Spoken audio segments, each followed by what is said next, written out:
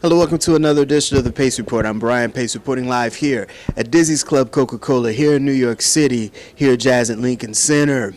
Tonight, blessing the band stage is trumpeter, educator, and friend to jazz, Brian Lynch. For well over 3 decades, this man has really played and cut his teeth behind some of the great luminaries of this music, ranging from the great Art Blakey, Horace Silver, as well as Phil Woods and the legendary Eddie Palmieri.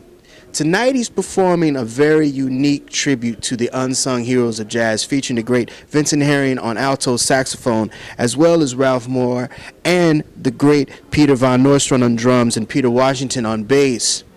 We sat down earlier and we talked about his role as an educator. We talked about him cutting his teeth as a musician, playing behind the great luminaries, and what he imparts to his next generation of students that he teaches at the University of Miami, as well as talk about how this music has shaped him musically, how he appreciates the masters, as well as carries the torch on. So sit back, relax, and enjoy the sounds of Mr. Brian Lynch, live here at Dizzy's Club Coca-Cola, here at Jazz at Lincoln Center. It's part of the Pace Report.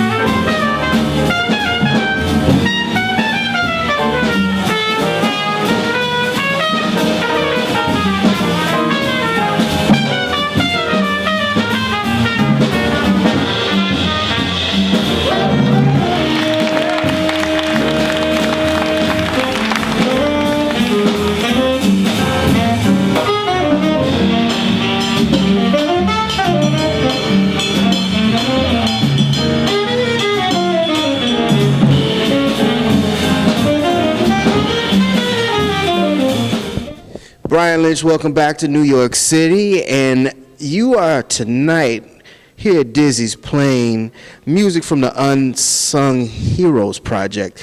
Tell me about how you decided to put this together musically. Well, and I'd like to thank you for inviting me on the show. Not a problem.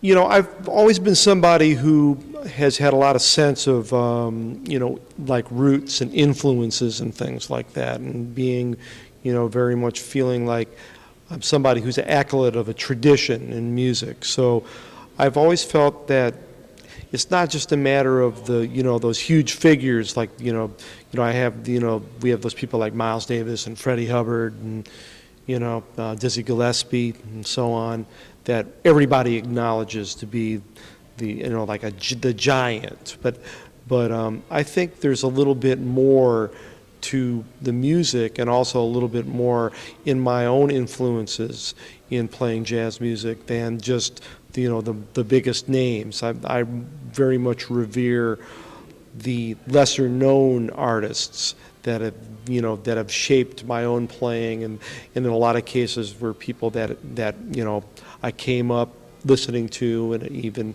they mentored me, and things like that. Or just some of my favorites are people that are not necessarily always above the radar. So Unsung Heroes is really about trying to pay tribute to some of those players on the trumpet and their music. Tonight you have on the band stage, this is dynamic. You have No, I'm talking about. I'm just going to sit back and listen. Vincent Herring on alto saxophone. You've got Ralph Moore. You've got Peter Washington. You've got Rob Snyderman on piano and Peter Van Nostrand on drums. Now,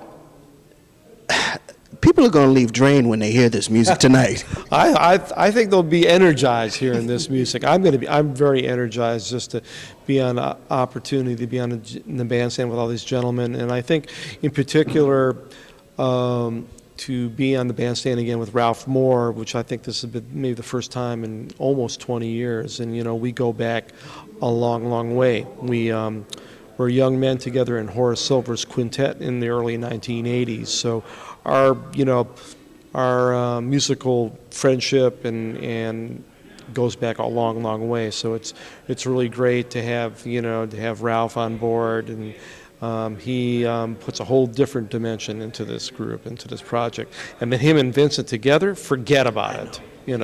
I'm just going to hang on for dear life.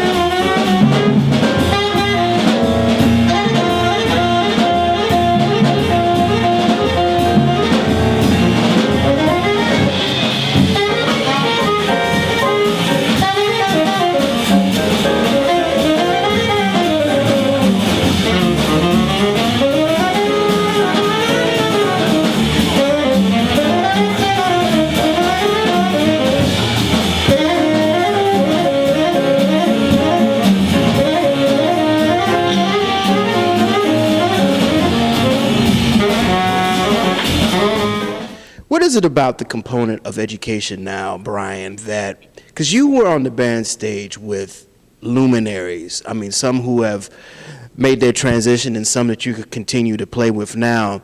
What is it that you are bringing to the students and also on the band stage that you want them to have a part of when they leave your presence? Well, so much of the music, learning this music is about an oral tradition, and it's about a sort of mentoring and master apprentice sort of thing. And I think when we get to the educational situation we have now, on the surface it seems very much different. Oh, it's in the academy now, it's this and that and the other thing.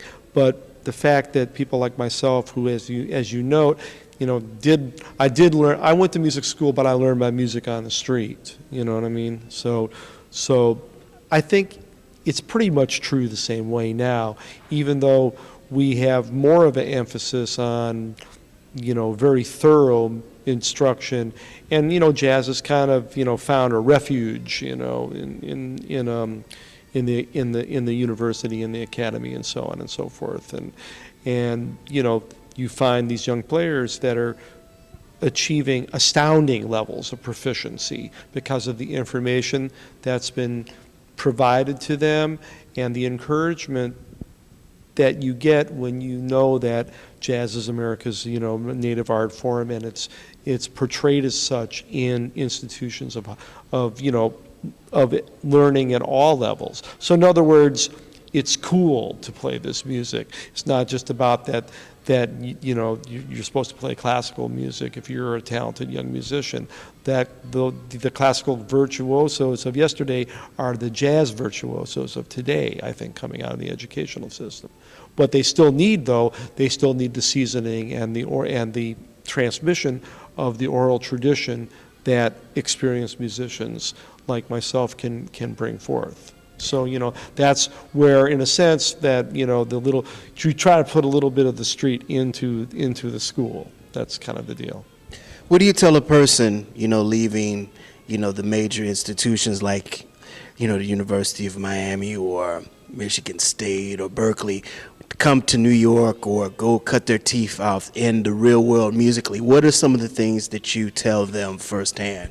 Well, I mean, I certainly say that it's New York is a really, it's an irreplaceable kind of experience being around the kind of musicians, the quality and quantity of musicians that are here, and the fact that it's so accessible within, a subway ride and so on. So, I mean, it's, there's something to going through this experience at some point in your life as a musician. I mean, but I also do say, though, is that we need jazz everywhere. So I think that the idea that everybody should go out and populate all the different cities, all the different towns, all the different states with the music again. Remember, back in the day, we had great scenes in Detroit, Indianapolis, Chicago, Kansas City, Texas, California, even in my hometown of Milwaukee, we had a good jazz scene. There are still scenes like that today, but the more good musicians and motivated musicians there are that go out there. And so what I mean is you got to have to be proactive about creating a market for yourself and making people want to go to you and listen to that music. I mean, so there are not the bands that there once were in terms of apprenticeship. I mean, it's really, it's really, I would feel really blessed that I came up on the end of that system. So I was able to go out for 3 years with Horace Silver. I was able to tour the world with Art Blakey and the Jazz Messengers, and play in some of the great big bands that I played with, and do all, ride the bus and all those things. So we don't have as much of that anymore, but we do still have a real need to propagate and keep the music strong. So, I mean, it's a little bit more proactivity, I think, now. You can't just sit around and wait for somebody to give you a gig. You got to go out and get a gig.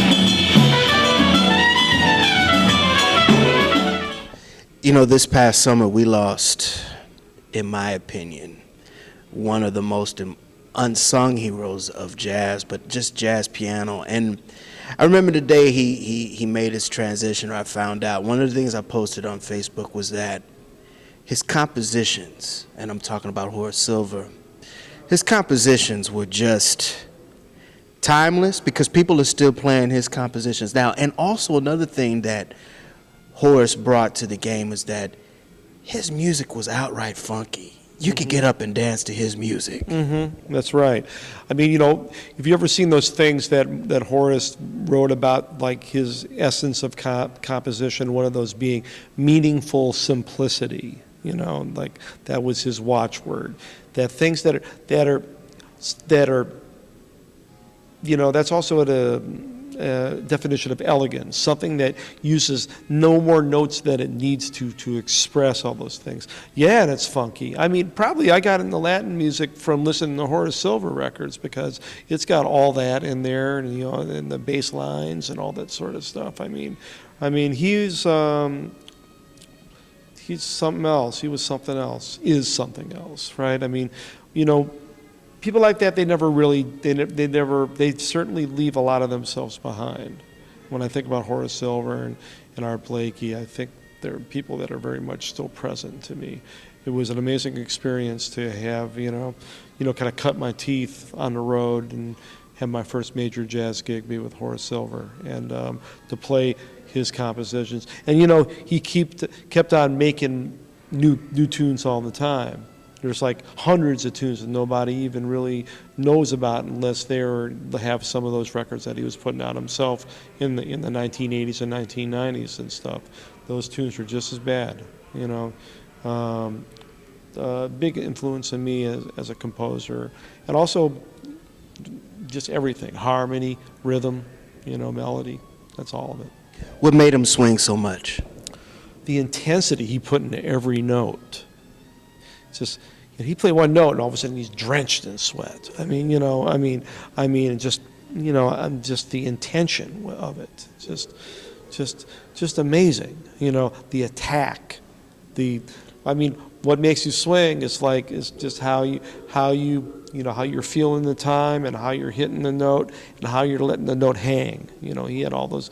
He could play a short, crisp, fat, funky, attacking, legato, everything note. You know what I mean? I mean, it's like he influenced all the players on all the instruments with the way I think that he approached the attack of you know, his swinging. That'll do it again for another edition of the Pace Report. Reporting live here at Dizzy's Club Coca-Cola here at Jazz at Lincoln Center here in New York City. I'd like to personally thank the talented Brian Lynch for his time, as well as the staff and management here at Dizzy's Club Coca-Cola for their warm hospitality. As always, please visit my website, www.thepacereport.com, for my weekly column as well as my past segments. Until next time, remember, if it's in the groove, it'll make you move. Till next time, peace.